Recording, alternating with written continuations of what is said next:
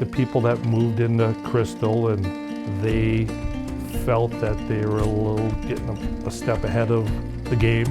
If you understand the history of Crystal and in the small town feel, hey, this is a place that it existed before, it can exist now.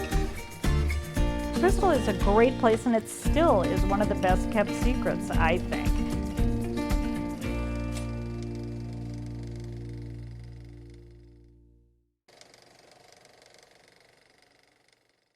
Family-run farms such as the Becker Farm, which Becker Park is named after, and the Galkey Farm, which operated for decades along Douglas Drive south of 42nd Avenue, flourished for years on the rich soil which was called the Crystal Prairie.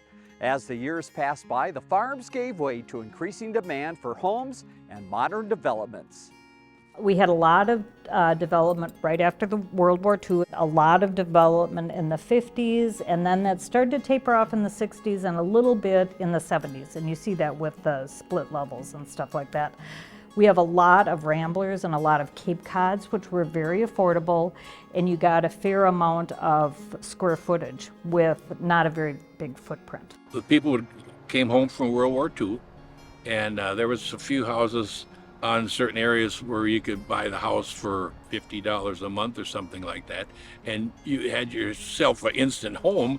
It was really amazing to see the city growing up. I always tell my kids that I grew up at the best time because all these different changes and stuff, and that, you know, that came about the party line telephones, my granddaughter thinks her dad's a fireman now for Elk River, kind of followed the family footsteps, but he's got, a fancy radio, and I told my granddaughter how it used to be, and she just couldn't believe that, She's 12 years old, but really? That's what they did?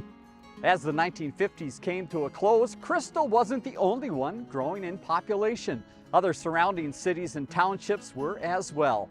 That led to a tug-of-war between municipalities as to who owned what and exactly what city boundaries would end up looking like. And that tug-of-war process left the city with some very interesting boundaries, including this section of the city near 36th and Winnetka that includes apartments, businesses, and cemeteries that are completely surrounded by the city of New Hope. New Hope and Crystal finally decided, let's make some boundaries and then turn into a city, because they were arguing for years where they were going to go. The story I understand was they were going to have Winnetka as the boundary. Okay, then they said, well, no, we don't want to lose that much, New Hope said. So their biggest thing was Bass Lake Road. And then they moved it inward, more east.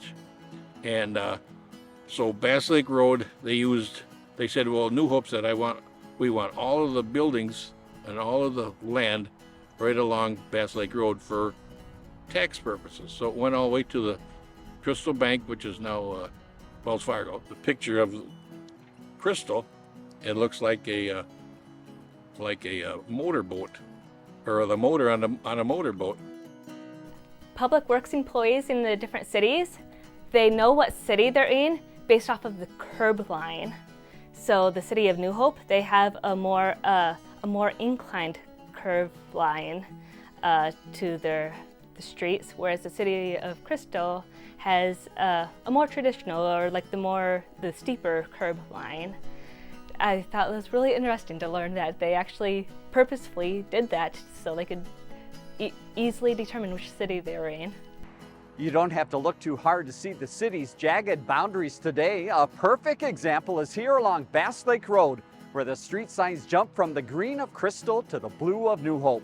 As the area filled with homes, there were many new families in need of shopping options, and the growth of what is now a robust retail base in the city was on.